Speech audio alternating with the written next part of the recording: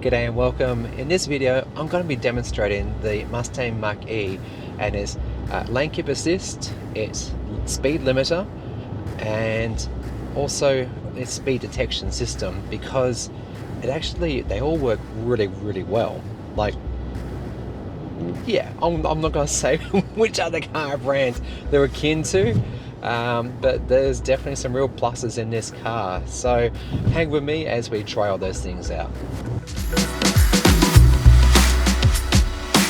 First demonstration here, this is 80 k's per hour and I've got it speed limited, and it's going to detect the 100 k per hour zone, and then the speedometer is going to go, yep, 100, and I've just kept my foot exactly in the same place, and it's going to accelerate up to 100 k's per hour. This I find is awesome for those situations when you're in the city, say, and in Melbourne now it's 40 k per hour in the city, and it can catch you unawares, and this is awesome because I can accelerate really hard and it would just go to the speed limit and do nothing more. Now let's say I get in a situation like pretend we're doing 100 like 80 and I need to overtake someone in an emergency situation. I can just plant my foot down and it will go, yeah, sure, I'll increase the speed for you now. It actually brakes it temporarily, so that's really awesome. Now we're coming up to an 80 zone and we're going past the 80 sign now, and there you go, it's actually decelerating the car down to 80. Works really well. And if you're wondering, is this map data or is this actually the camera system? It's actually the camera system, because I've been through plenty of roadworks now with those temporary signs and it actually is reading the signs, so yeah, good job. Alright, let's get out of that mode. I'm going to press this button. Oh, that was my happy foot pushing the wrong accelerator at the wrong time.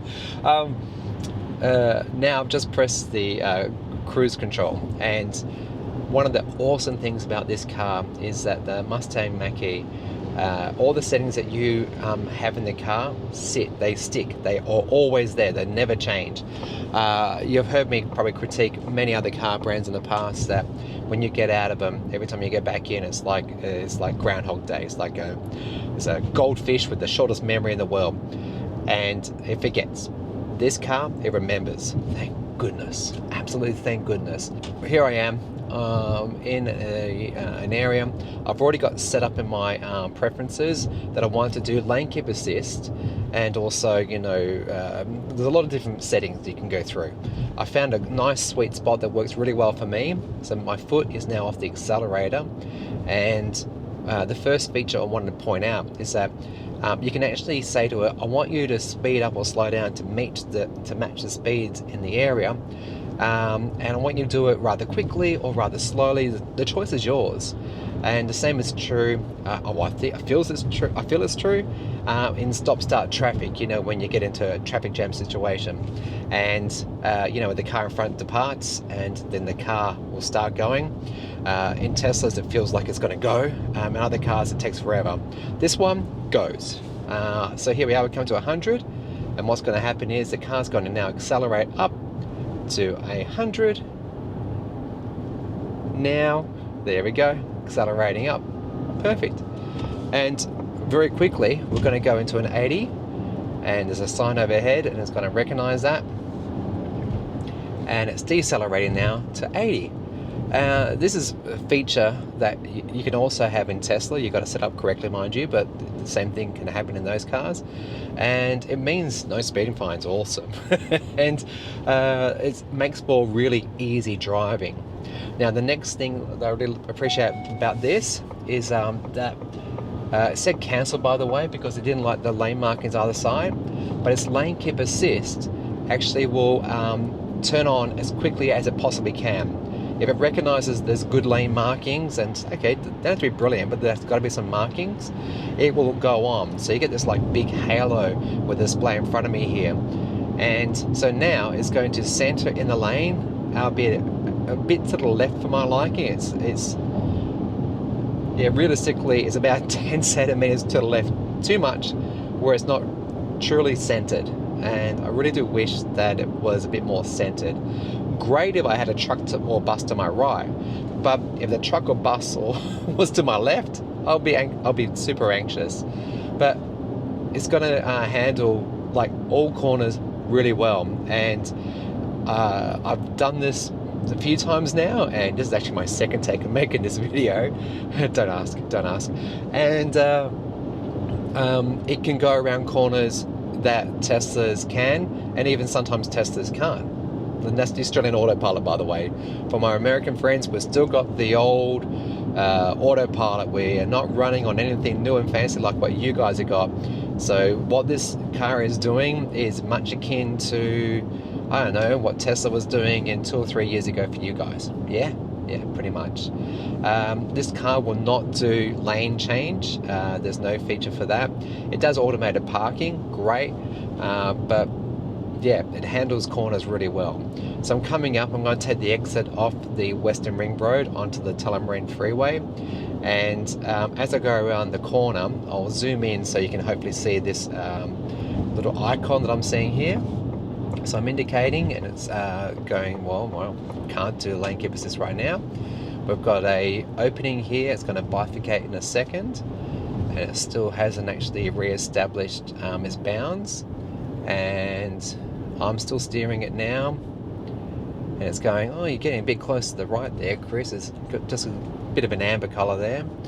That bifurcation comes into one lane again, and it's still like, no, and there it goes. It balloons up, and it's once again, will actually keep a safe distance. You can set that through this button here, or so it means it slows and speeds up as required, and it actually sits on the speed limit beautifully. So if you go down a hill, it won't go over the speed limit, and if the car in front should brake, it will brake nicely with that car. It's a very smooth system. It works really well, and it turns corners really well.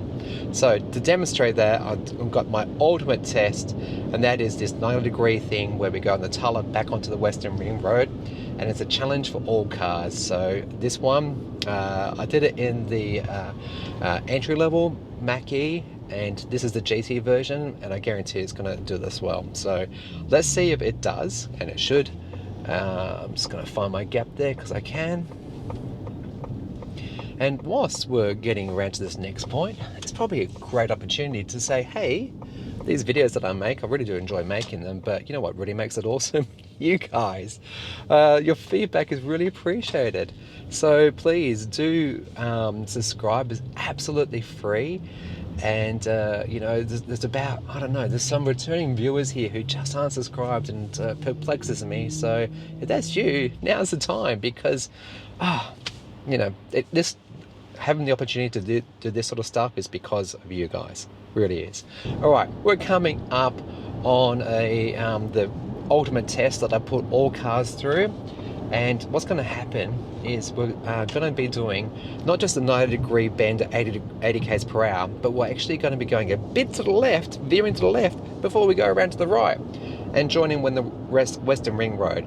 Now, from this satellite view, it doesn't look like much, but if you're in the car with me, you're gonna see it happening. Okay, so I'm just going to set the cruise control on. Here we go, back up.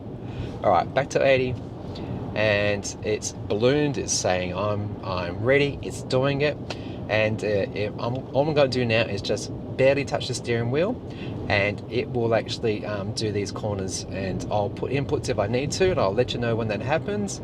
But so far, so very good. It's a bit to the right there, but that's okay. It's going to nag me, by the way. It only takes 15 seconds before that nag comes in. It's going around to the right, so we just did a bit of a left. Now we're going to the right. We're not ping-ponging around the lane, and again, it's still 10 centimeters too far to the left for my liking, and it's centered off, and there you go. And lo and behold, it didn't nag me.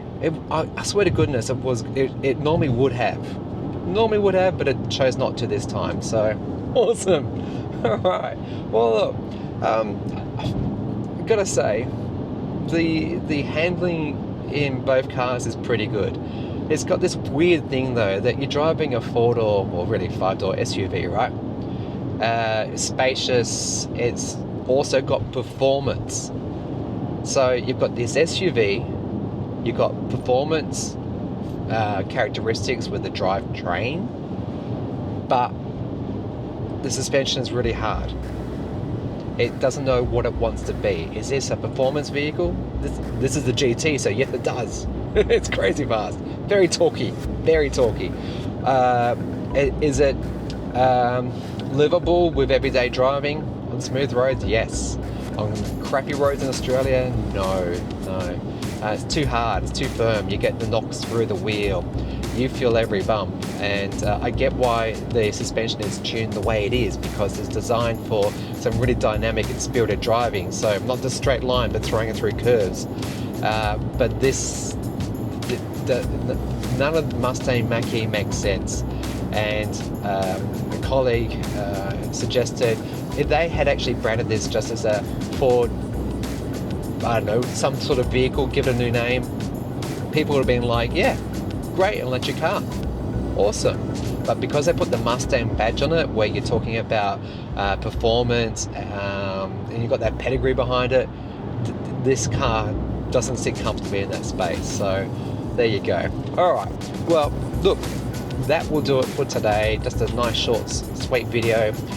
We're coming up to an 80k per hour zone. There's still not 80k's yet, so this is fascinating. Just feeling the body lean there a bit. And it's got the this car in front of me ruined it. You ruined it. Anyway, enough for me. All right, thanks so much for watching. If you want to see some behind the scenes, check out Ko-fi. Super thanks, it's much appreciated. Subscribe, comment, share, all those things all help. Anyway, you take care, and I'll see you soon.